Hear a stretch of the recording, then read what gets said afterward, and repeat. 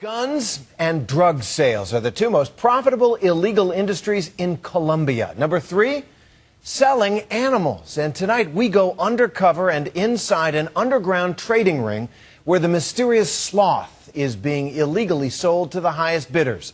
Here's ABC's John Schriffen, who journeyed to Cordoba, Colombia, to find out more about this unlikely and surprisingly popular enterprise.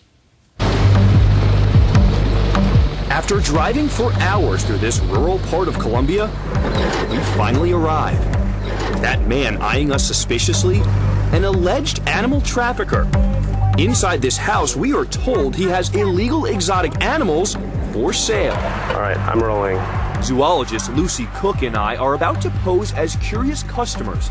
Armed with only our hidden cameras rolling, we want to see for ourselves how easy it is to buy wild and rare animals. Hello. The young man is skeptical, but he agrees to unveil one of the hottest selling animals in these parts. Wow, what is this? The sloth. It's a startling sight. Inside a small crate on this dirt floor, this is a pale-throated sloth. A rare species of sloth and her 2 babies, all for sale. And the 2 babies are clearly clutching onto the mother and they don't want to let go. They're all for sale, but they're willing to sell them separately. But as you can see, this is a pretty tight family right here. What do I need to do to take care of them? Our local guide Samuel translates as we start asking questions. Una vaca? Yeah. Vaca. Okay, so milk from a cow. Their knowledge of sloth caretaking seems limited at best. That if you give cow's milk to these animals, it kills them. All the ones that are raised in captivity, you have to give them goat's milk. Lucy says the prospects for this family are bleak. If you just sold them and fed them cow's milk, right. I don't see them surviving. When they sell them, do they sell a lot? Sí, they sell a lot to tourists. I'd love to know how many customers does he get in an average month. But the more questions we ask, the more suspicious the traffickers become. People from the village are gathering around us. They're definitely suspicious. Our guide Samuel is now worried about his safety. That guy is really sketchy. He threatened me, saying me that be careful if I was from the CBS, that is the environmental authority, because he will get me. It's a shocking scene for us, but one that's playing out all across Colombia. How much is this sloth? $30. Sloths sold as pets.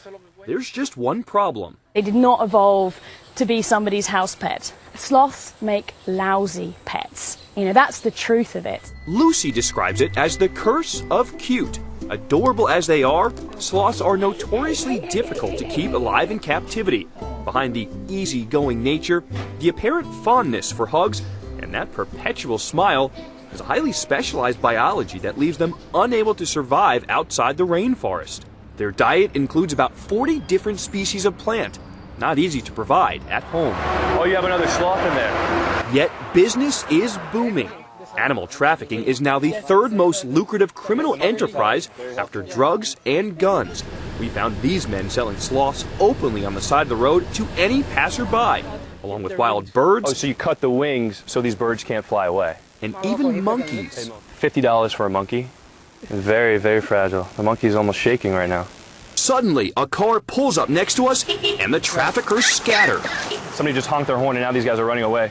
They return when they realize it's just a passerby looking for a photo op. These guys got scared as soon as they saw anyone approach because they know what they're doing is illegal. And this little thing here has been rescued from the traffickers. Which is why Lucy brought us here to the UNAU Sloth Sanctuary just outside Medellin. When people buy them, they don't want the claws on them, so the traffickers cut the claws. The mission here is to reintroduce baby sloths orphaned by trafficking back into the wild. This is to teach them foraging behaviour that encourages them to search for their own food. Because if I just fed you like that, you'd become a pet and you'd never go back in the wild again, would you, mister? Lucy considers herself a sloth advocate. She's behind the viral hits like Bucket of Sloths and Meet the Sloths. And her new book, The Little Book of Sloth, is a thoughtful reflection on her slow-moving friends. Sort of. Basically, the book's cute crack. I'm not going to lie. I'm not going to pretend. I'm going to be all lofty and go, yeah, it's a really serious book about sloths. It isn't. It's cute crack, basically. But don't let the cuteness fool you. Keeping a sloth alive and healthy is hard, even for professionals. You don't find them in zoos. You don't find three-fingered sloths in zoos in the States because they're so difficult to keep. So the idea that any old Joe could just keep one as a pet is a bit of a fantasy, really. But that hasn't stopped some people in the United States from trying. And the results can be grim.